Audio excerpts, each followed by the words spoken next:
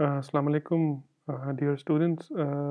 आज थोड़ा सा प्रैक्टिकल हम लोगों ने 5 कर लिए थे अपने कोर्स के अंदर। तो प्रैक्टिकल नंबर 6 जो कि थोड़ा सा मुश्किल प्रैक्टिकल है, और मैनुअल के अंदर जो है आप लोगों ने उसको शायद देखा भी होगा।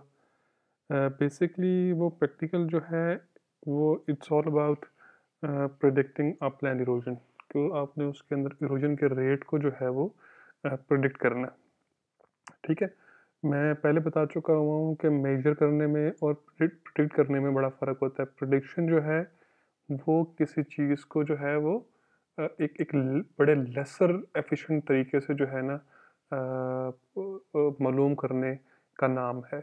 मतलब आपने कोई चीज़ जो है वो उसके बारे में कोई अंदाज़ा लगाना है।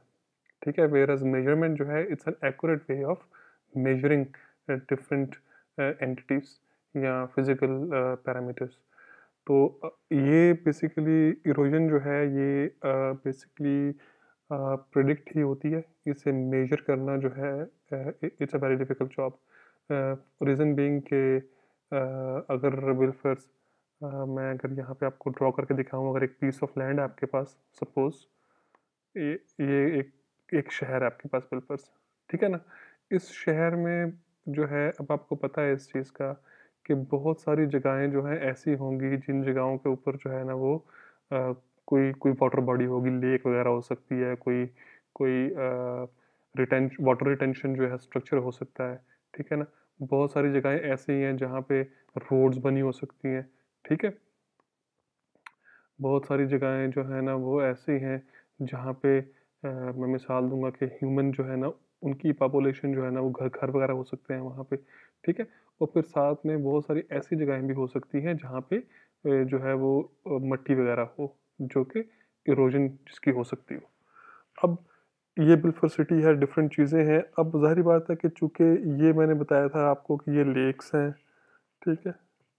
ये मैंने आपको भी बताया है कि जनाब कि ये जो है ना आपके पास रोड्स हैं।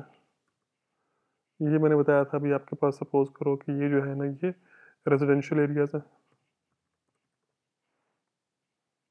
ठीक है। ये रेजिडेंशियल एरियाज है और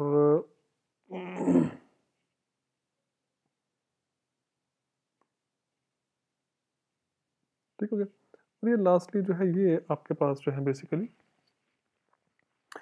ये क्या है, ये सिंपल जो है ना वो सॉइल है। ठीक। ये जो इरोड हो सकती है। अब ऑब्वियसली जब भी कभी बारिश होगी या फ्लो, क्योंकि बारिश और फ्लो ही आपको पता है कि इरोड करते होते हैं। तो जब भी कभी बारिश होगी और रन ऑफ बनेगा तो यहाँ पर से तो वो इरोड नहीं करेगा, सिर्फ यहाँ पे इरोड करेगा। ठीक है। और आपको ये भी पता है कि अभी जो एरियाज जहाँ पे लेक्स नहीं हैं, जहाँ पे रोड्स नहीं हैं, जहाँ पे रेजिडेंशियल एरियाज नहीं हैं, ये भी वो वाले एरियाज हैं जो कि इरोड हो सकते हैं। ठीक है। तो इनके बारे में पता करना बहुत मुश्किल है कि वो कितना एरिया है जो कि इरोड होता है। ठीक है। मैंने क्या जो है ना वो बेसिकली लफ्ज इस्तेमाल किया कि it's hard to predict, it's sorry sorry it's hard to measure the extent of erodible area. कि बड़ा मुश्किल है कि आप उस एरिया को जो है एग्जैक्टली फाइंड कर सको जिस एरिया के अंदर इरोजन होनी है। ठीक है। तो आप जो कि उस एरिया को एग्जैक्टली फाइंड नहीं कर सकते हो तो कभी भी आप इरोजन को भी एग्जैक्टली फाइंड नहीं कर सकते हो। इसलिए आप हमेशा जो इसके लिए जो लफ्ज़ इस्तेमाल करते हो वो प्रिडिक्शन है। तो ये प्रैक्टिकल नंबर 7 है हमारा। आप लोगों ने लेक्चर में अवैध साहब ने आपको, मुझे उम्मीद है कि पढ़ा दिया होगा, लेकिन अगर नहीं भी पढ़ाया तो एक दफ़ा मैं लेक्चर भी रिपीट कर दूंगा आपको सारे का सारा, और थोड़ी सी बातें जो है ना वो एक्सप्लेन भी कर दूंगा। ठीक है। तो ये आपका बहुत इंपॉर्टेंट जो है ना वो प्रैक्टिकल है। So make a good note of it, क्योंकि हो सकता है कि एग्जाम में कोई इसका जो है ना वो सिलसिला जो है वो आ जाए। ठीक है। तो ध्यान करना है इस पर। अच्छा अच्छा, अब आपने जब भी कभी कोई प्रिडिक्शन करनी होती है ना तो कोई ना कोई टूल्स एंड पैरामीटर्स होते हैं जिनकी बेस के ऊपर आप असेस जो है ना वो प्रिडिक्शन करते हो। मिसाल के तौर पे आपकी जो मौसम की प्रिडिक्शन होती है ना, वेदर की जो प्रिडिक्शन होती है, उसके अंदर भी बहुत सारी इक्वेशंस जो हैं वो लगती हैं। ठीक है। तो बहुत सारे जो है ना उसके अंदर मैथमेटिकल इक्वेशन लगते हैं, मैथमेटिकल फार्मूलाज होते हैं, उनको जो है ना वो आप देखते हो, लगाते हो, फिर जाके आप उसको प्रिडिक्ट करते हो वेदर को। तो ये जो इरोजन है ना, इसको भी प्रिडिक्ट करने के लिए एक इक्वेशन है, ठीक है? और उस इक्वेशन का नाम है USLE which stands for universal soil loss equation, ठीक है? ये है वो इक्वेशन जिससे आपने प्रिडिक्ट करना है कि इरोजन जो है ना कितनी हो सकती है, ठीक हो गया? अच्छा, अब इसमें इरोजन की जो है वो इक्वेशन जो है वो ये है, ए इज इक्वल टू, बहुत सिंपल इक्वेशन है, ए इज इक्वल टू आर के एल एस सी पी, ये सारे कैपिटल में, ठीक है? इसमें से ए जो है ना ये एनुअल सॉइल लॉस है, एनुअल सॉइल लॉस। अब इसका यूनिट क्या है? इस यूनिट है इसका मेगाग्राम पर हेक्टेयर। मेगाग्राम का मतलब क्या होता है? मेगाग्राम जो है ये इक्वल टू, ये इसका मतलब होता है 10⁻⁶, ठीक है ना? तो इतने ग्राम जो है पर हेक्टेयर, हेक्टेयर क्या होता है? पर हेक्टेयर, हेक्टेयर क्या होता है? हेक्टेयर होता है एक ऐसा एरिया जिसकी लेंथ और जिसकी जो ब्रेड्थ है, जिसकी लंबाई और जिसकी चौड़ाई जो है वो दोनों 100-100 मीटर हों, ठीक है? तो आपको इस एरिया की डायमेंशन के ऊपर जो है सॉइल लॉस मिलेगी इस इक्वेशन से, यानी कि इस एरिया की डायमेंशन के ऊपर आपको सॉइल लॉस मिलेगी इस इक्वेशन से। ये जो इक्वेशन यहाँ पे लिखी हुई है 5.7 है आपकी बुक के अंदर। अच्छा, अब इसमें आर जो है that is rainfall and runoff erosivity index, ठीक है? ये बेसिकली कैसे फाइंड करना है आपने, ये हम आपको बाद में बताएंगे, लेकिन है क्या ये एक ऐसा इंडेक्स है जो कि रेनफॉल और रन ऑफ के ऊपर जो है ना वो डिपेंड करता है, ठीक है? अच्छा, अब इक्वेशन को देख के क्या लग रहा है आपको? इक्वेशन को देख के ये लग रहा है कि भाई साहब जितनी वैल्यू आर की ज़्यादा होनी है उतना ही रन ऑफ, उतना ही ए की वैल्यू क्या होगी? ज़्यादा होगी। तो इसका मतलब हुआ कि जितना इंटेंस रेनफॉल होगा, जितनी शदीद रेनफॉल होगी, आर की वैल्यू उतनी ज़्यादा होगी और ए की वैल्यू जो सॉइल लॉस है उसकी वैल्यू क्या होगी? उसकी वैल्यू भी उतनी ही ज़्यादा होगी। अच्छा, और ये आर जो है ये हर एरिया के लिए डिफरेंट होगा, मतलब ये इस्लामाबाद के लिए डिफरेंट होगा, ये फैसलाबाद के लिए डिफरेंट होगा, ये न्यूयॉर्क के लिए डिफरेंट होगा, ये न्यू दिल्ली के लिए डिफरेंट होगा, मतलब बहुत सारे एरियाज जो हैं उनके लिए इसकी वैल्यूज़ जो है ना वो डिफरेंट होगी कि, और ये डिपेंड किस पे करेगा? अगर आपसे कोई पूछे कि आर की वैल्यू किस पे डिपेंड करती है तो आपने बोलना है कि जी ये रेनफॉल की शिद्दत के ऊपर और रन ऑफ की शिद्दत के ऊपर जो है वो डिपेंड करता होता है। मैं दोबारा बोलता हूँ, किसके ऊपर डिपेंड करता होता है? रेनफॉल की शिद्दत के ऊपर और जो है वो रन ऑफ की शिद्दत के ऊपर। जो जितना शदीद जो है वो रेनफॉल होगी, जितनी शदीद जो है वो रन ऑफ होगी, उतनी ही शदीद जो है ना वो आर की, उतनी ही ज़्यादा जो है ना आर की वैल्यू होगी। सेकेंडली के को हम बोलते हैं सॉइल इरोडेबिलिटी फैक्टर, कि सॉइल आपकी कितनी इरोडेबल है। अगर आपकी लूज सॉइल है ना जो कि ज़्यादा इरोडेबल है, आपकी वैल्यू ऑफ के जो है वो ज़्यादा होगी। जबकि अगर आपकी सॉइल जो है वो कम इरोडेबल है, कॉम्पैक्ट सॉइल है, तो के की वैल्यू जो है ना वो क्या होनी है? वो कम होनी है। क्लियर है ये वाली बात? सिंपल है ये तो। आगे है L, capital L, which is slope length factor, कि आपके, इसका मतलब क्या है स्लोप लेंथ फैक्टर का? ये आपकी बिलफर्स एक आपकी ज़मीन का हिस्सा है, ए बी लेंथ है इस हिस्से की, इस सेगमेंट की, ठीक है? और एक आपका जो है ना सेगमेंट जो है ना वो कुछ ऐसा है, दोनों की लेंथ सेम है, इसको मैं बोल रहा हूँ सी डी, ठीक है? तो ज़रा मुझे देख के बताना इन दोनों पे कि वैल्यू जो है वो जो स्लोप लेंथ है basically, slope length factor, what is slope length factor, के कितनी जो है, जो बेसिकली आपका जो स्लोप है ये एक ऐसा फैक्टर है कि, सॉरी आप ऐसा फैक्ट जो एल है ये एक ऐसा फैक्टर है जो कि स्लोप की लेंथ के ऊपर जो है ना वो डिपेंड करता होता है कि आपके जो है, अब मैं ये आगे जाके एक्सप्लेन करूँगा, मैंने ड्रॉ तो कर दिया लेकिन मैं चाह नहीं रहा कि मैं भी इसको एक्सप्लेन करूँ क्योंकि इसमें एक दो बातें और भी हैं। इसमें एक जो है वो कैपिटल एल है ना, यहाँ पे अंदर एक स्मॉल एल भी आता है, तो वो बता के जो है आपको समझानी पड़ेगी। लेकिन बहरहाल ये डिपेंड करता होता है स्लोप की लेंथ के ऊपर, ठीक है? कि आपकी जो है वो जो एक सेगमेंट है वो उसकी जो स्लोप की लेंथ है वो कितनी है। अब ये स्लोप की लेंथ क्या है ये मैं बाद में अभी भी एक्सप्लेन करूँगा आपको, लेकिन ये डिपेंड किस पे करता होता है कि आपके जो है ना स्लोप की जो लेंथ है उसके ऊपर डिपेंड करता होता है।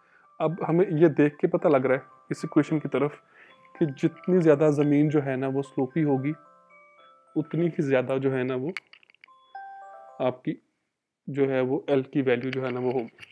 वो ये तो हमें कोई ऐसी इशू वाली बात नहीं है इसको समझने के अंदर कि जितनी जो है ना वैल्यू ऑफ जो कैपिटल एल जो स्लोप की जो है वो आपकी जितना आपका जो है ना वो स्लोप की लेंथ ज़्यादा होगी उतनी ही वैल्यू ऑफ एल जो है ना वो ज़्यादा होनी है। ठीक है, हम इसको एक्सप्लेन जाके बाद में करते हैं कि ये है क्या। इसमें बड़ा हमें परेशान होना है इसके अंदर, ये कोई इतनी इशू वाली बात नहीं है, इसको एक्सप्लेन करते हैं बाद में। एस जो है ये क्या है, ये स्लोप स्टीपनेस फैक्टर है। मैंने बेसिकली यहाँ पे जो ड्रॉ कर दिया था ना ये स्लोप स्टीपनेस था। ठीक है, स्लोप स्टीपनेस क्या है, स्लोप स्टीपनेस ये वाली है कि ए बी और सी डी ये जो है आपके पास दो जो है सेगमेंट्स हैं। तो अब मैं आपसे पूछूं कि जी कौन सा ज़्यादा फैक्टर जो है ना वो किसकी जो है ना वो ऐसी वो है कौन सा इन दोनों सेगमेंट में से ज़्यादा स्लोपी है, ज़्यादा स्टीप है, तो आपने बोलना है सी डी जो है ना वो ज़्यादा स्टीप है। ठीक है, तो सी डी जो है उसकी उसके ऊपर अगर कभी रन ऑफ बनेगा, इसके ऊपर कभी सी डी के ऊपर अगर कभी रन ऑफ बनेगा, इसके ऊपर कोई चीज़ वाटर जो अगर मैं इसके ऊपर जो है ना पानी का फ्लो हो और इसके ऊपर पानी का फ्लो हो, आप जानते हो कि सी डी जो है इसके ऊपर पानी का जो फ्लो है या जिसे हम रन ऑफ बोलते हैं ये ज़्यादा इंटेंस होगा। ठीक है, या यहाँ ज़्यादा जो है ना वो इरोड करेगा। रन ऑफ अगर सी डी के ऊपर होगा तो ज़्यादा इरोड करेगा।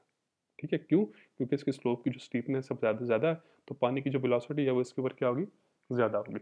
जबकि इसके ऊपर पानी की वेलोसिटी जो है ना वो क्या होगी, वो कम होगी। तो जब पानी की वेलोसिटी ज़्यादा होगी तो हमेशा क्या होता है कि आपकी सॉइल जो है वो ज़्यादा इरोड करती होती है।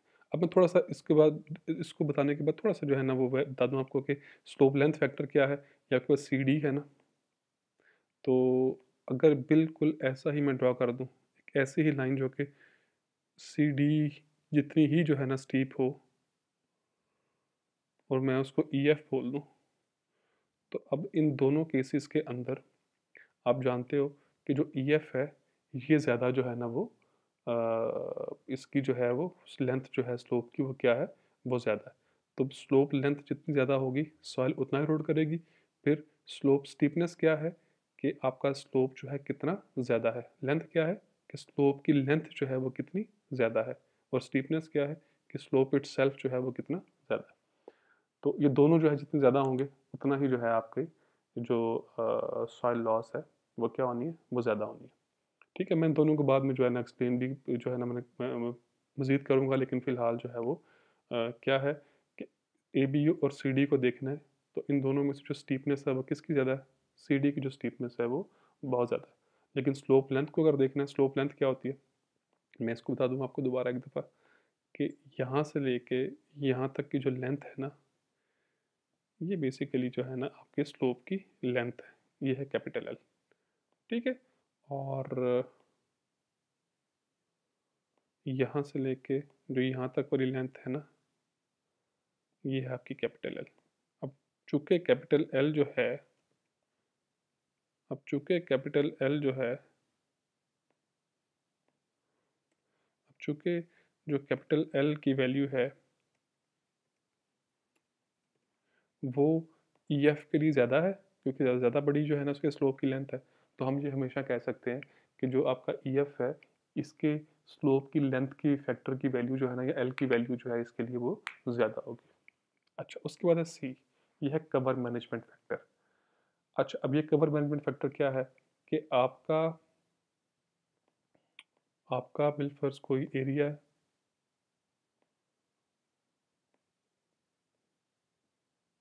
ठीक है, ये कोई आपका एरिया जिसके ऊपर आपने इरोजन को स्टडी करना है। ठीक है, और इसके अंदर जो है ना वो ये दरख्त लगे हुए हैं बिलफर्ज।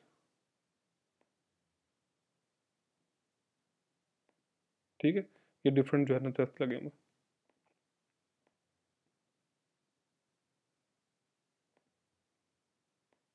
ठीक है, अब एक ये वाला एरिया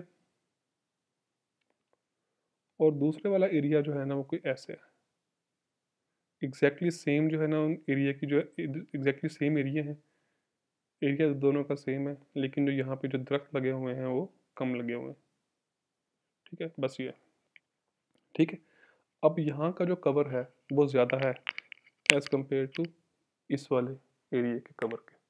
ठीक है, तो जो आपकी सी है ना, ये इसको डिफाइन करती है कि आपका कवर कितना है जिस एरिया के ऊपर आपने इरोजन को स्टडी करना है। आपको पता है कि इसका कवर मैनेजमेंट जो है वो बेहतर है एज़ कम्पेयर टू इसके, लेकिन जो वैल्यू ऑफ सी है ना वो इसकी ज़्यादा होगी और इसकी जो है ना वो कम होगी। जितना अच्छा आपका कवर बेहतर होगा उतनी वैल्यू ऑफ सी जो है ना आपकी वो कम होनी है, ये आपने याद रखना है। ठीक है, वैसे भी इस इक्वेशन को देख के पता लग रहा है कि वैल्यू ऑफ सी जितनी ज़्यादा होगी उतनी इरोजन क्या होनी है, ज़्यादा होनी है। तो इरोजन जो है ना वो यहाँ पे ज़्यादा होनी है क्योंकि यहाँ पे कवर कम है, यहाँ पे इरोजन जो है ना कम होनी है क्योंकि यहाँ पे कवर ज़्यादा है। चूँकि इरोजन और सी आपस में इन्वर्सली प्रोपोर्शनल हैं, क्योंकि इरोजन और सी जो है ना वो आपस में इन्वर्सली प्रोपोर्शनल हैं। अब मेरे पास प्रोपोर्शनैलिटी का कोई साइन जो है मैं देख लूँ, अगर यहाँ पे हुआ तो मैं देखता हूँ।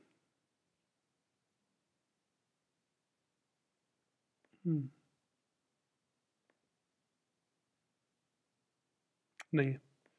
तो बेसिकली जो है ना प्रोपोर्शनैलिटी का, जो कि मेरे पास साइन नहीं है, तो मैं इसको जो है वो ऐसे ही कर लेता हूँ कि बिलफर्स ये है प्रोपोर्शनैलिटी वाला मेरे पास साइन। तो ये आपस में जो कि इन्वर्सली प्रोपोर्शनल हैं, ए और सी आपस में इन्वर्सली प्रोपोर्शनल हैं, तो इसलिए जितनी वैल्यू ऑफ सी जो है ज़्यादा होगी उतनी सॉइल लॉस जो है ना वो क्या होनी है, वो कम होनी है। तो इसकी वैल्यू ऑफ सी जो है ना कम है, यहाँ पे ये जो सॉइल लॉस है वो क्या होगी, यहाँ पे सॉइल लॉस जो है ना वो कम होगी। और इसका जो है ना क्या है कि यहाँ पे वैल्यू ऑफ सी जो है ना वो ज़्यादा होगी। ठीक है, क्लियर होगी ये वाली बात। तो जितना कवर बेहतर होना है उतना ही जो है वो क्या होनी है आपकी, जितना आपका कवर बेहतर होना है उतनी आपकी वैल्यू ऑफ सी जो है ना क्या होनी है, वो कम हो जाएगी। ठीक है, ये याद रखना आपने ये वाली बात। क्लियर है ये वाली बात कि नहीं, कि जितनी आपकी जो वैल्यू ऑफ सी है वो ज़्यादा होनी है उतना सॉइल लॉस क्या होना है, ज़्यादा होना है। लेकिन एक्चुअल में क्या है कि जितनी आपकी कवर बेहतर होगी उतनी आपकी वैल्यू ऑफ सी जो है वो क्या होगी, वो कम होगी। ये मैंने पहले क्वेश्चन लिखी थी ना आपकी, ये इसको कंसिडर मत करना, ये सिर्फ समझाने के लिए मैंने किया था। लेकिन यहाँ से देख के साफ पता लग रहा है कि वैल्यू ऑफ सी जो है जितनी ज़्यादा होगी, वैल्यू ऑफ ए जो है वो उतनी क्या हो जाएगी, ज़्यादा होनी है। तो इन दोनों में से सॉइल लॉस कहाँ ज़्यादा है, इन दोनों में से सॉइल लॉस जो है भाई साहब साफ पता लग रहा है यहाँ पे सॉइल लॉस ज़्यादा होनी है। क्यों? क्योंकि यहाँ पे कवर कम है। तो जितना कवर बेहतर होगा आपकी वैल्यू ऑफ सी जो है ना उतनी ही कम होनी है। मैं यहाँ पे लिख देता हूँ कि better the cover less will be the value of C. ठीक है, कि जितना कवर बेहतर होना है वैल्यू ऑफ सी जो है ना उतनी कम होनी है। फिर एंड पे है पी, जो कि है कंजर्वेशन प्रैक्टिस फैक्टर। एग्जैक्टली ये कंजर्वेशन प्रैक्टिस फैक्टर का मतलब ये है कि आपने अपने एरिया के अंदर जो कंजर्वेशन प्रैक्टिस हैं वो कैसी हैं, यानी कि आपने सॉइल लॉस को महदूद करने के लिए क्या क्या चीज़ें आपने अपने एरिया के अंदर की हुई हैं। आपका एरिया ना, यहाँ पे आपने सॉइल लॉस से बचने के लिए क्या क्या चीज़ें अपनाई हुई हैं, ये वाला फैक्टर जो है पी बताएगा आपको। क्या आपने हो सकता है किसी एरिया के ऊपर इसी जो आपका एरिया है, कर दूँ, यहाँ पे आपका एरिया है, बिल्कुल हो सकता है आपने बचाने के लिए, इरोजन से बचाने के लिए यहाँ पे आपने दरख्त लगाए हों।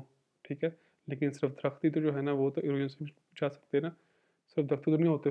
आप हो सकता है आपने अपने एरिया को जो है वैसे ही किसी जो है ना वो चीज़ से जो है कवर किया हुआ हो, यहाँ पे कोई फसलें वगैरह लगाई हो या कुछ और ऐसा किया हुआ हो, प्लांटेशन कुछ और ऐसी की हो कि आपकी जो है ना वो सॉइल जो है इरोडों से बचे, तो ये उसको शो करवाती है। जितनी कंजर्वेशन प्रैक्टिस आपकी अच्छी होगी उतनी वैल्यू ऑफ पी जो है ना वो आपकी कम होनी है। ठीक है, ये एरिया है जहाँ पे आपने बेहतर कंजर्वेशन प्रैक्टिस की हुई है, लेकिन साथ ही कोई ऐसा ही एक एरिया है, ठीक है, यहाँ के ऊपर आपने कुछ भी नहीं किया हुआ सॉइल को बचाने के लिए, तो आपकी यहाँ की जो वैल्यू ऑफ पी है वो क्या होगी, ये ज़्यादा होगी। वैल्यू ऑफ पी यहाँ की जो है क्या होगी, ग्रेटर होगी। और वैल्यू ऑफ पी यहाँ पे क्या होगी, ये आपकी लेसर होगी। ठीक है? बिल्कुल उसी कॉन्सेप्ट पे, जिस कॉन्सेप्ट पे सी था, कि जहाँ पे आपने बेहतर जो है प्लांटेशन की हुई है, वहाँ वैल्यू ऑफ सी कम होनी है, जहाँ पे प्लांटेशन आपने कुछ भी नहीं की हुई, वहाँ पे वैल्यू ऑफ सी जो है ना वो क्या होनी है, वो ज़्यादा होनी है। ठीक है? अच्छा, अब बारी-बारी देखते हैं कि आपने कैसे-कैसे इनको फाइंड करना है। अच्छा, पहले जो है ना वो वैल्यू ऑफ आर है। वैल्यू ऑफ आर क्या है? वो कहते हैं कि वैल्यू ऑफ आर जो है ना किसी भी स्टॉर्म के लिए वो प्रोडक्ट हुआ करती है हमेशा काइनेटिक एनर्जी का, जो स्टॉर्म की काइनेटिक एनर्जी होती है उसका। काइनेटिक एनर्जी ऑफ स्टॉर्म क्या होती है कि स्टॉर्म जो है कितना इंटेंस है, ये बेसिकली उसकी करेक्ट, क्योंकि स्टॉर्म जो है ना एक एक ऐसी चीज़ है जो कि मूव कर रही है। एज स्टॉर्म इज मूविंग, तो जितना स्टॉर्म मूव करता है उतना ही उसकी जो आपकी काइनेटिक एनर्जी है वो क्या होगी, वो ज़्यादा कर होती है। तो जितना स्टॉर्म जो है जो कि मूव कर रहा है, तो मूव करने वाली हर चीज़ के पास जो भी एनर्जी होती है वो कौन सी एनर्जी होती है, उसे हम काइनेटिक एनर्जी बोलते हैं। ठीक है, ये तो क्लियर है बात। तो स्टॉर्म जितना भी इंटेंस होगा उतनी उसकी जो काइनेटिक एनर्जी है उसके पास क्या होनी है, वो ज़्यादा होनी है। तो आर जो है प्रोडक्ट है काइनेटिक एनर्जी का और maximum 30 minute intensity of storm. और दूसरा उसका क्या है, एक तो आपने उस स्टॉर्म की जितनी काइनेटिक एनर्जी है वो है, उसको जो है लेना है आपने, और इसको आपने मल्टीप्लाई करना है स्टॉर्म की इंटेंसिटी के साथ। इंटेंसिटी को हम छोटे आई से रिप्रेजेंट करते होते हैं, आप लोगों ने पढ़ा होगा इसको पहले, छोटे आई से। ठीक है, इंटेंसिटी छोटे आई से। और ये, लेकिन ये इंटेंसिटी किसकी है, ये इंटेंसिटी जो है ना एक ऐसे स्टॉर्म की है, एक ऐसे स्टॉर्म की इंटेंसिटी क्या होती है बोला, डेप्थ ओवर टाइम।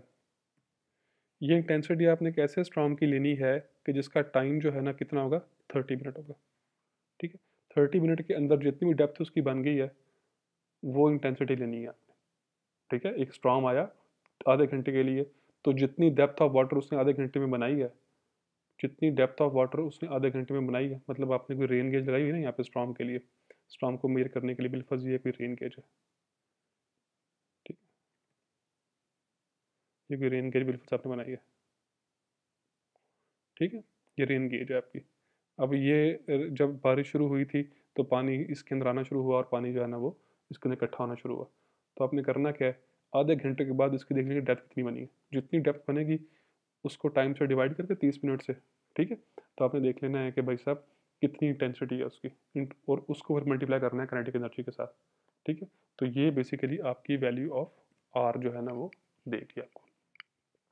ठीक है, अब इसको जो उसने एक टेबल दिया हुआ है, इसके अंदर उसने आपको दिखाया हुआ है कि वैल्यू ऑफ आर जो है ना वो विद रिटर्न पीरियड जो है वो कितनी है। मतलब कुछ पहले आपको एरियाज दिए हुए हैं, ठीक है, उनकी फिर पहले एनुअल आर है और फिर सिंगल स्ट्रॉम आर है। ठीक है, अच्छा अब इसको थोड़ा सा ना मैं एक्सप्लेन करना चाहूँगा कि ये एनुअल आर और सिंगल स्ट्रॉम आर में क्या फ़र्क है। आप पहले इसको देखो सही कि ये है क्या। इस टेबल में जो कि 5.1 है, इसके जो इस कॉलम जो है ना आपका जो लेफ्ट हैंड साइड पे कॉलम है, इसमें आपको कुछ एरियाज़ दिए हैं, जिसमें से एक है लिटिल रॉक। ये एरिया के नाम है, यूएसए के अंदर ये एरियाज़ के नाम है ये। लिटिल रॉक है, इंडियानापोलिस है, फिर डेविल्स लेक है। ठीक है? यही फिर तीसरे वाले में दिए हुए हैं, दूसरे वाले में दिए हुए हैं, सिंगल रॉक, इंडियानापोलिस और डेविल्स लेक।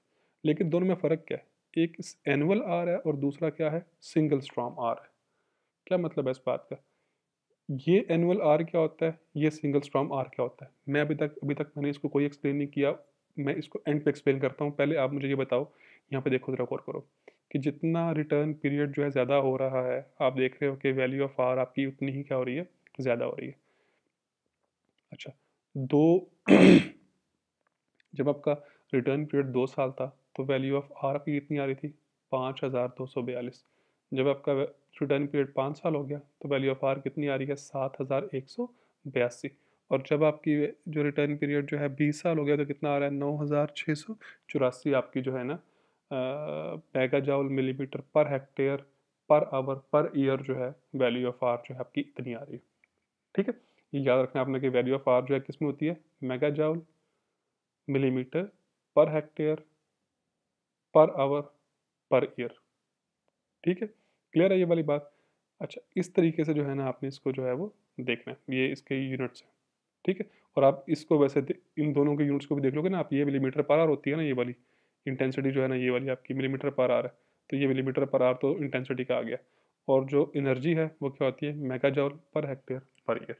तो दोनों को जब आप मल्टीप्लाई करोगे तो वैल्यू ऑफ आर निकलती है, और मुझे उम्मीद है कि आपको वैसे साहब ने बताया होगा कि ये वैल्यू ऑफ जो एनर्जी है, ये इसकी एनर्जी वैसे भी मेगा जॉल जो है वो पर हेक्टेयर, ठीक है, और पर ईयर में आती होती है, ठीक। काइनेटिक एनर्जी का जो यूनिट होता है ना आपका किसी भी स्ट्रॉम के लिए,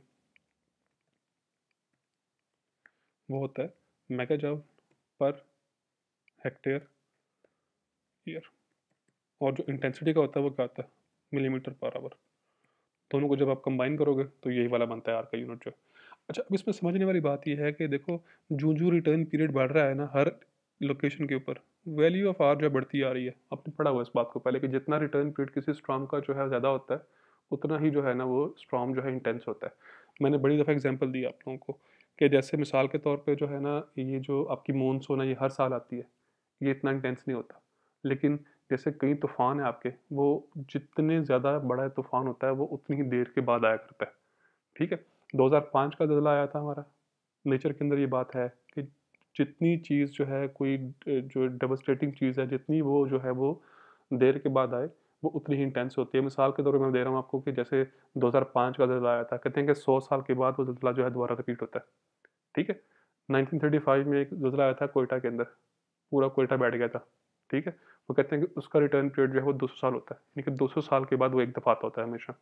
और ऐसे ही जो क़यामत है, वो क्या है, वो सबसे इंटेंस है, और वो सिर्फ़ एक दफ़ा नहीं है। तो जितना भी स्टॉर्म इंटेंस होता है, ये कुदरत के अंदर एक कुदरती चीज़ है कि जितनी ज़्यादा जो है ना वो देर बाद वो चीज़ आएगी, वो उतनी ही इंटेंस होगी, ठीक है। और उसकी फिजिकल डेमोन्स्ट्रेशन आपके सामने है कि जो जो वैल्यू बढ़ रही है आपके रिटर्न पीरियड की, तो चीज़ें जो है ना वो उतनी इंटेंस होती जा रही हैं। अच्छा, अब सवाल मेरा ये था कि ये एनुअल आर और सिंगल स्टॉर्म आर में जो है ना क्या फ़र्क है, और आप देख रहे हो कि हर लोकेशन वही है, रिटर्न पीरियड वही है, लेकिन एनुअल आर की वैल्यू ज़्यादा है और सिंगल स्टॉर्म आर की वैल्यू जो है ना वो कम है। ऐसे हर किसी के लिए ये शो हो रहा है ऐसे, ठीक है। ये देखो, हर किसी के ऊपर जो है ये चीज़ ऐसे ही शो हो रही है, हुँ?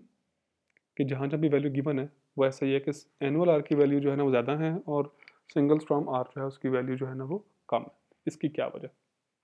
इसकी वजह ये है कि बिलफ़र्ज़ आपका कोई ये इलाका है,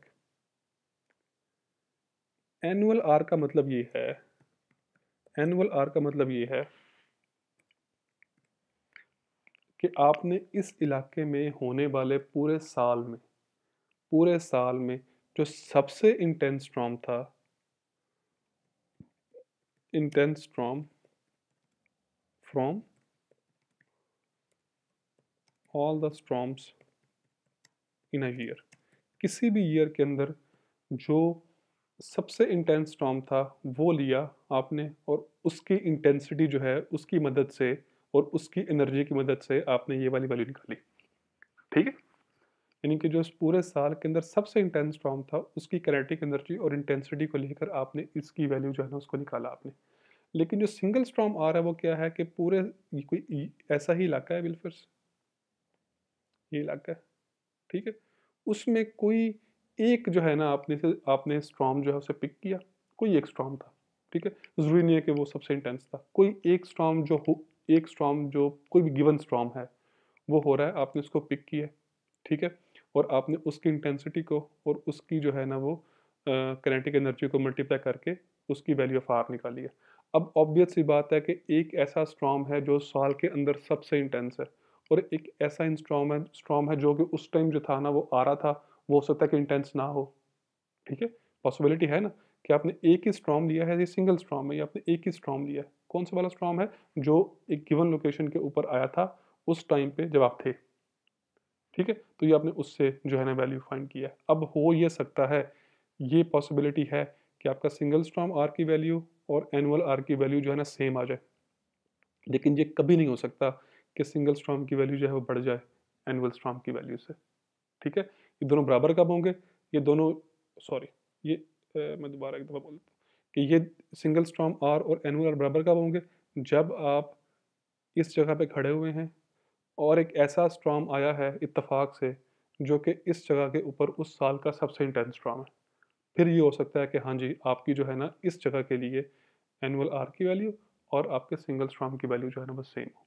लेकिन अगर वो स्टॉर्म जिसकी पॉसिबिलिटी बहुत थोड़ी है कि आप गए और उसी दिन जो है साल का सबसे इंटेंस स्टॉर्म आ गया, तो फिर क्या होना, फिर यही होना जो यहाँ पे हुआ है कि इसकी वैल्यू जो है वो सिंगल स्टॉर्म की वैल्यू जो है ना वो कम होगी as compare to annual R की वैल्यू के। ये एक शॉर्ट क्वेश्चन याद रखना है आपने कि वाई, मैं पूछ सकता हूँ कि why annual R value is greater than the single storm R value. तो आपने बताना है कि in annual R value we take the kinetic energy and intensity of the storm. यहाँ पे लिख के दूँ फिर तुमने बाद में कहना है कि मैं बोल ही जा रहा हूँ। मैं सवाल ही पूछ सकता हूँ आपके कि why annual R is greater than single storm R. ठीक है, why annual R is greater than the single storm R. तो आपने इसका आंसर जो है वो क्या देना है, आपने बोलना है कि as in annual R we consider a storm, we consider, yeah, we take the most intense storm, we take consider the kinetic energy and intensity of most intense storm, whereas in single storm R we take kinetic energy and intensity of any random storm। ये इसका जवाब। ठीक है, इसको ध्यान से इसको देख लेना इसको। ठीक है, अब नेक्स्ट जो है वो स्लाइड नंबर 5 के अंदर जो है के की वैल्यू है। मैं इस स्लाइड के बाद जो है इस पार्ट को ख़त्म करूँगा क्योंकि काफ़ी लंबा लेक्चर हो रहा है एक ही वीडियो के अंदर, तो फिर अपलोड करना मेरे लिए मुश्किल हो जाता है। तो मैं इस स्लाइड के बाद जो है वो दूसरी पार्ट में आपको जो है ना वो बताऊँगा, जो अगली स्लाइड्स हैं। के की वैल्यू जो है, के क्या है बेसिकली, आपने मैंने पहले बताया था कि स्लाइड नंबर 2 के अंदर कि जो के है ये बेसिकली सॉइल इरोडेबिलिटी फैक्टर है कि आपकी सॉइल जो है कितनी इरोडेबल है। ठीक है, तो इसके अंदर मैं थोड़ा मैक्सिमाइज कर दूं ताकि चीज़ें जो है ना वो मोर क्लियरली जो है वो नज़र आए।